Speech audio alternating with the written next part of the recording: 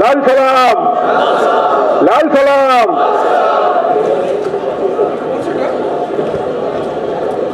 मेरे विचारपीठ पर बैठे हुए सभी मित्र और अब सब युवा प्रोग्रेसिव डेमोक्रेटिक स्टूडेंट्स यूनियन के बच्चों,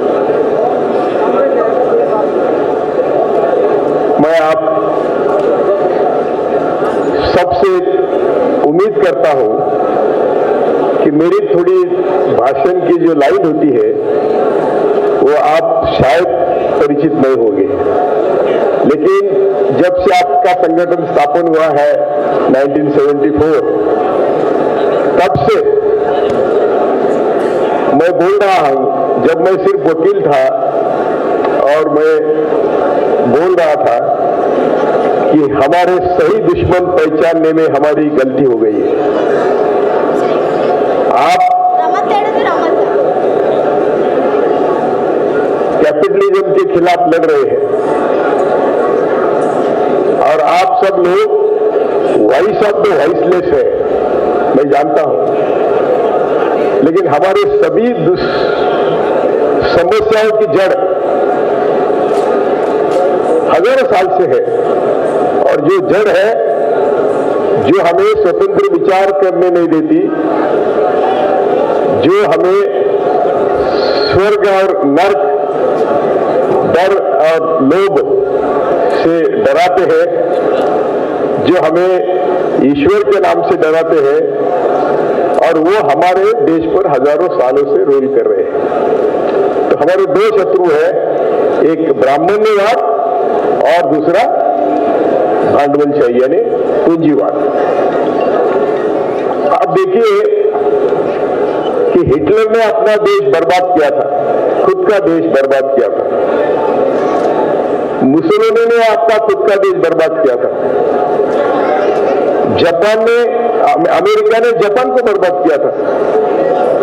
लेकिन वो देश, सारे देश हमारे आज कई गुना यानी लाखों गुना हमारे से आगे है। जापान तो बेचिराग हुआ था, तब वहां की समुराई नाम की उच्चवर्णीय जात थी और उन्होंने डिक्लेयर किया कि हम आज से सबसे नीच, क्योंकि हमें जापान का विकास करना है। लेकिन मैं अभी सब जेएनयू के दिन भर के जो ब्राह्मण है, जो संघ में नहीं है, आरएसएस में नहीं है, मैं उनको विनती करता हूं कि ये दुनिया के इतिहास हमारे देश के सामने रखे, हमारे युवाओं के सामने रखे और उनको समझाए कि हमारे सभी दुखों की जड़ क्या है।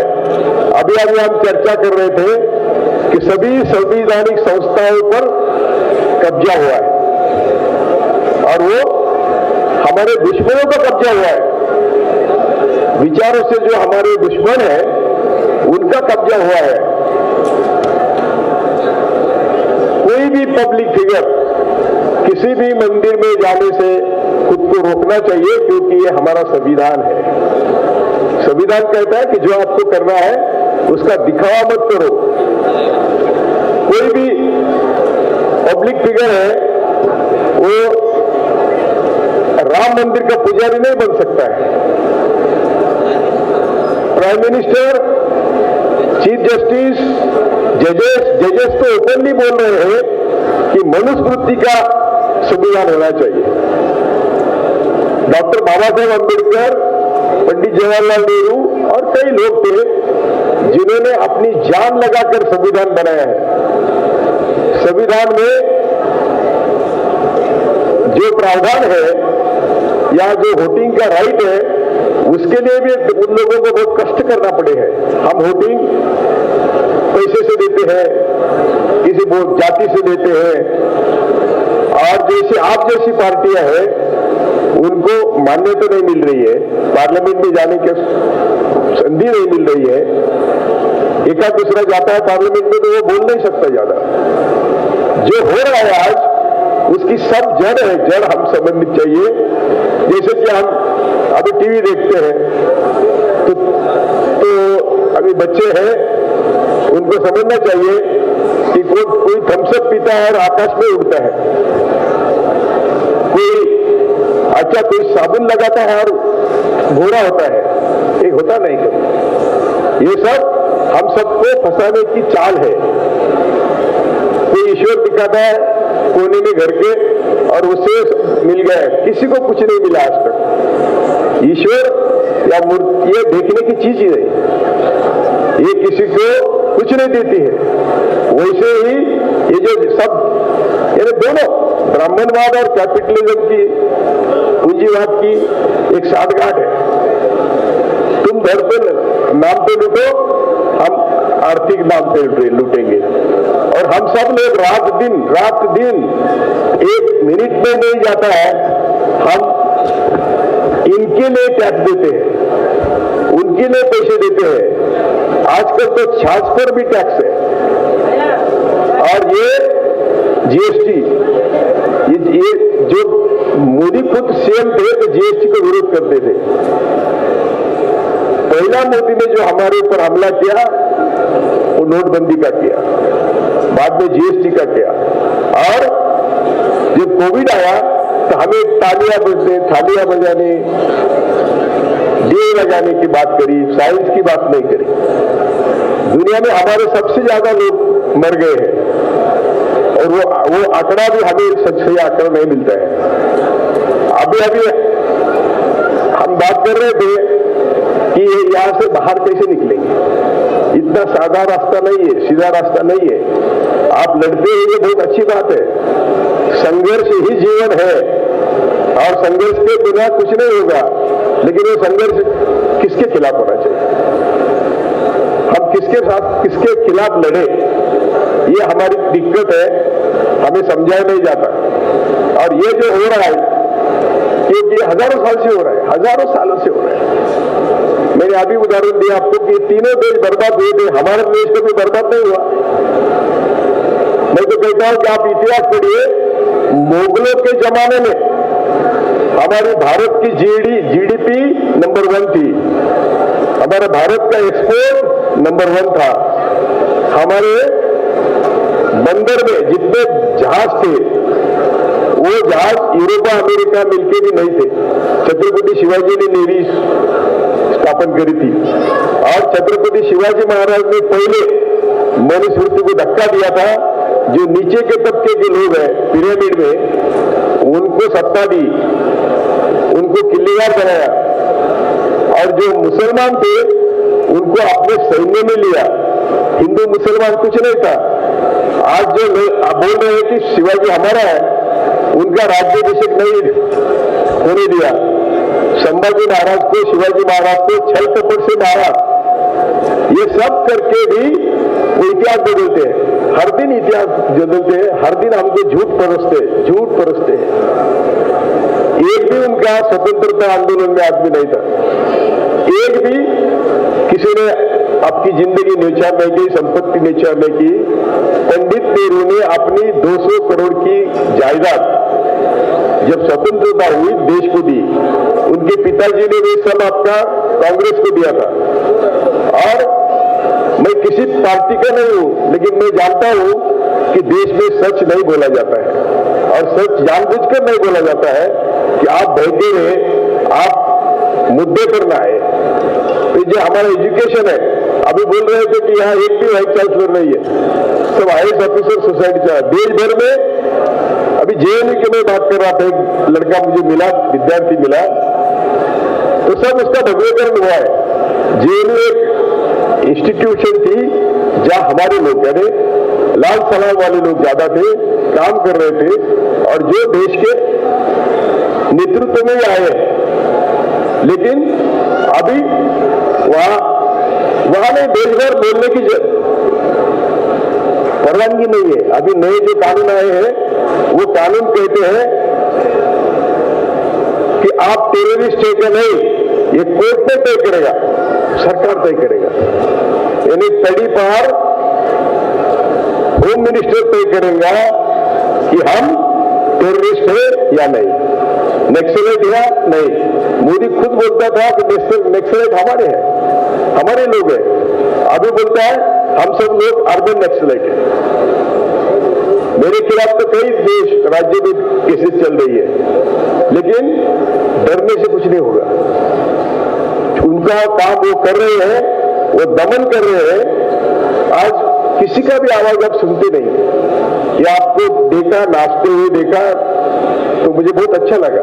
मैं आप पे जवान हुआ, लेकिन ये हमारी जवानी कुछ काम की नहीं है।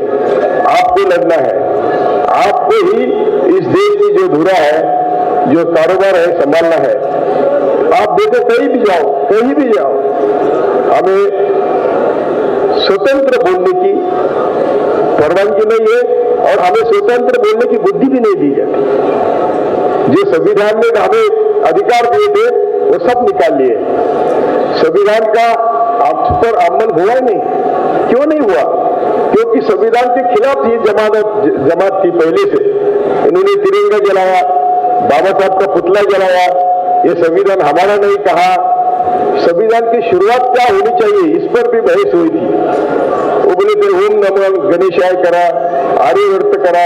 उसके ऊपर डॉक्टर बाबा साहब अम्बेडकर को वोटिंग लेना पड़ा और वोटिंग लेकर बाबा साहब ने फिर हम भारत के लोग ऐसे संविधान की शुरुआत करी, क्योंकि हम भारत के लोग भारत के मालिक हैं। लेकिन हमें मालकीना हक दिया संविधान ने, वो हमको कोई बताता ही नहीं, बोलता ही नहीं है। और जब हम भारत के लोग हैं, भारत के मालिक हैं, जब हमने सबको सामाजिक, आर्थिक, राजकीय न्याय कबूल किया है, तो सामाजिक न्याय की भाषा होती नहीं। अभी मैं एक बेटी से चर्चा कर रहा था, तो हमारे में जाति नहीं है, हम जाति बीति मानते नहीं है। ये बोलने से नहीं होता। यदि कोई दलित लड़का, दलित लड़की बहुत रईस है, बहुत पैसे इसके पास, तो भी ब्राह्मण स्वीकारता नहीं है। किसी भी पार्टी में हो तुम, किसी भी धंधे में हो तुम, क्योंकि ये सामाजिक विषमता हम समझते नहीं है। हमें समझना चाहिए कि हम ये सामाजिक विषमता के खिलाफ लड़ने के लिए संविधान हमारा शस्त्र है। संविधान हमारा हमें ताकत देता है, लेकिन हम लड़ते नहीं है।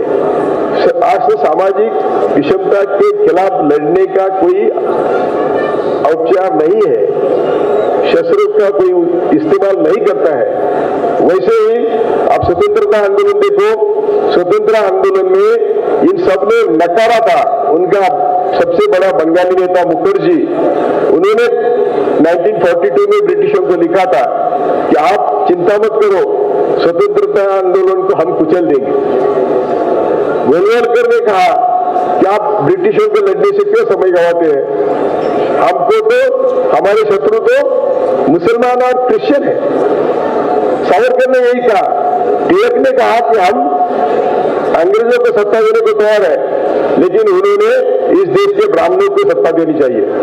यदि वो इस देश के ब्राह्मणों को साथ लेते हैं तो हम अंग्रेजों को जाने को नहीं कहेंगे। ये सभी लोग जो बाहर से आए, जो भी आए,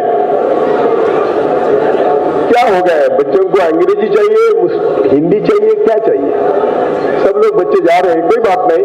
जितने हैं हमें समझना होगा, समझना पड़ेगा कि हमें क्या करना है।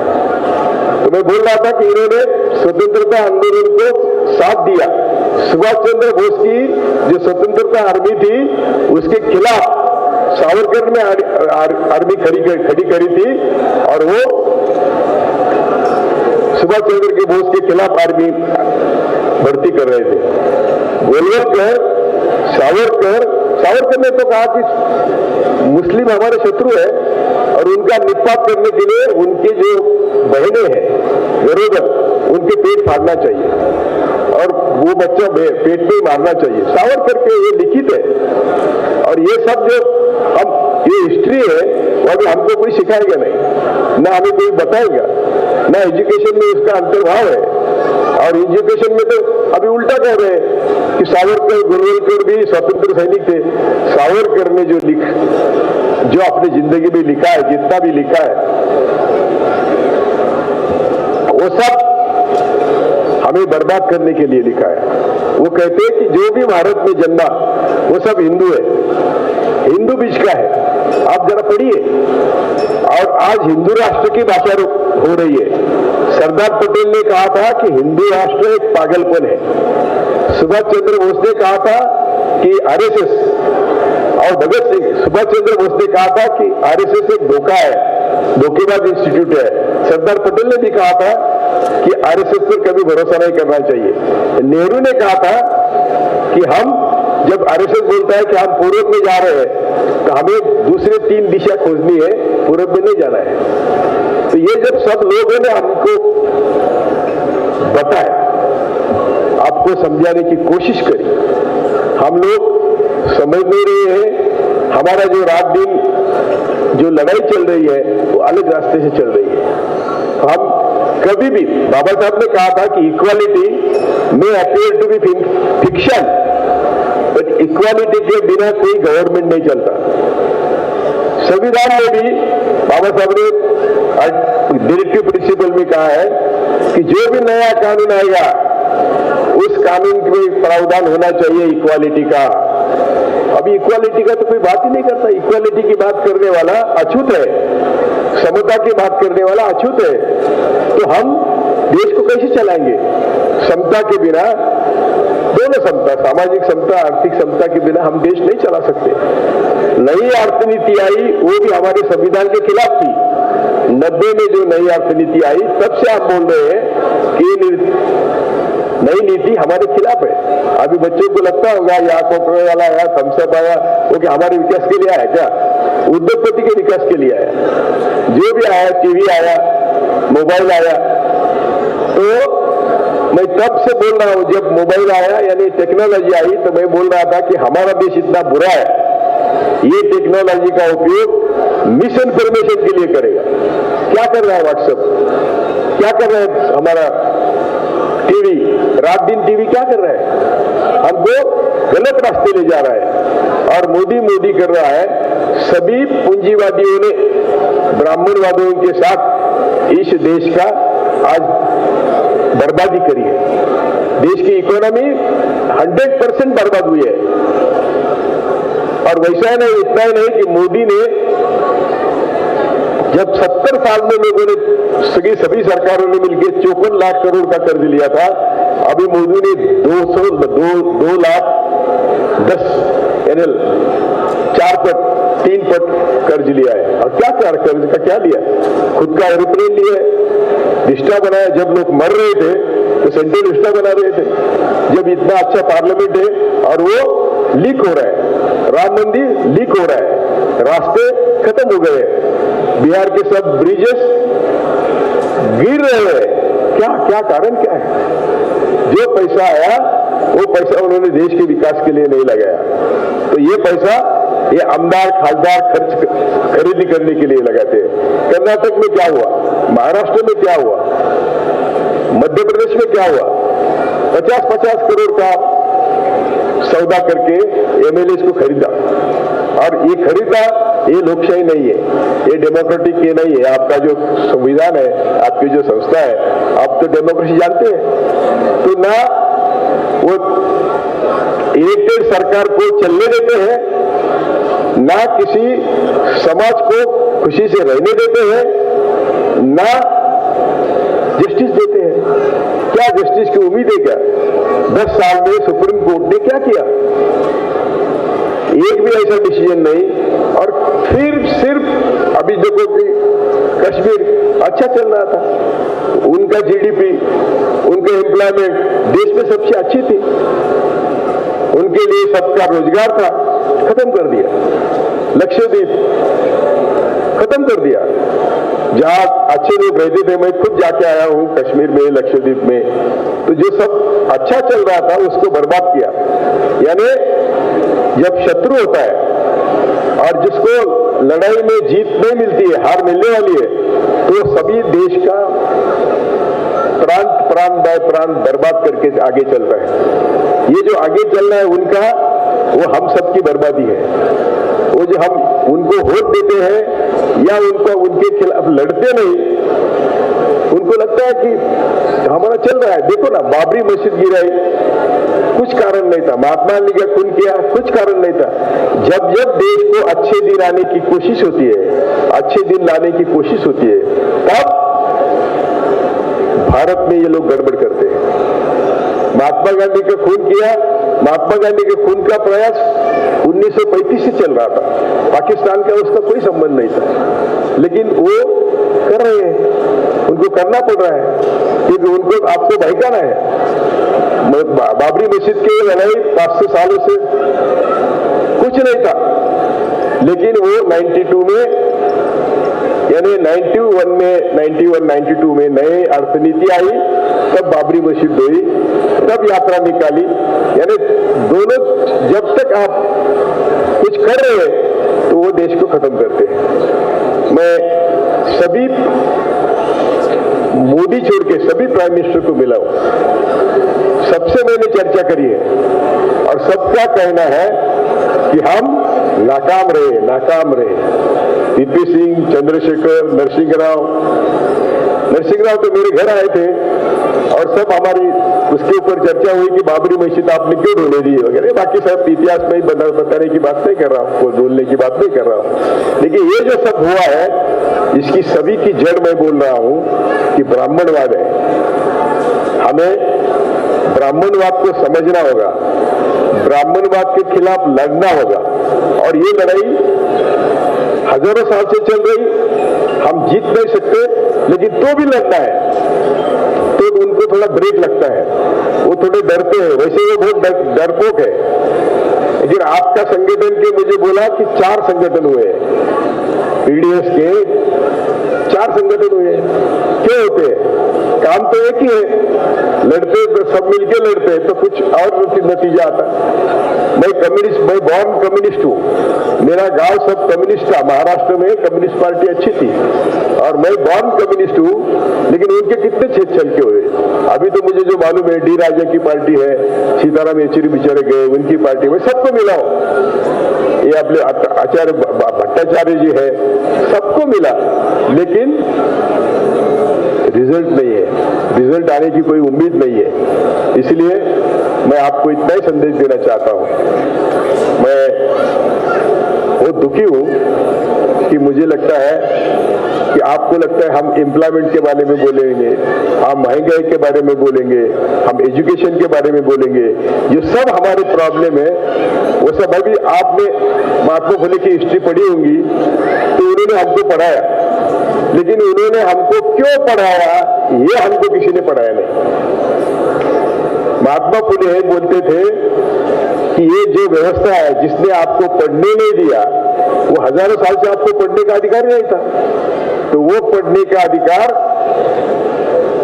मैं आपको दे रहा हूं, इसलिए कि जिसने आपको पढ़ने की मनाही करी थी उनके खिलाफ लड़ने के लिए, संघर्ष करने के लिए हमने पढ़ना चाहिए। हम कौन पढ़ते हैं वैसा? हम तो पढ़ते हैं अच्छी नौकरी मिले, अच्छा प्रमोशन मिले, हम क्या व्यवस्था के खिलाफ लड़ते हैं? तो हमें सभी जड़ों की खोज करनी है और वो जड़ है मेरे मुताबिक, मैं अभी 83 साल का हूं और 83 साल में मैं ये बोल रहा हूं। क्यों बोल रहा हूं? तो मेरा एक्सपीरियंस है और ये सब जो बातें हो रही है, मैं बोल रहा था मेरी बेटी को कि मेरा भाषण हिंदी में बोलूं या अंग्रेजी में बोलूं और ये अपील होगा कि नहीं, क्योंकि मैं इतनी दूर से आया तो मुझे मेरा आपको न्याय देना मेरा काम था। मैंने आपको बोला कि आज की सभी दुख, हम बाहर गिरते हैं, बाहर जाते हैं तो भी हमारी दुखों की जड़ वही ब्राह्मणवाद और कैपिटलिज्म, पूंजीवाद है। जय भारत, लाल सलाम।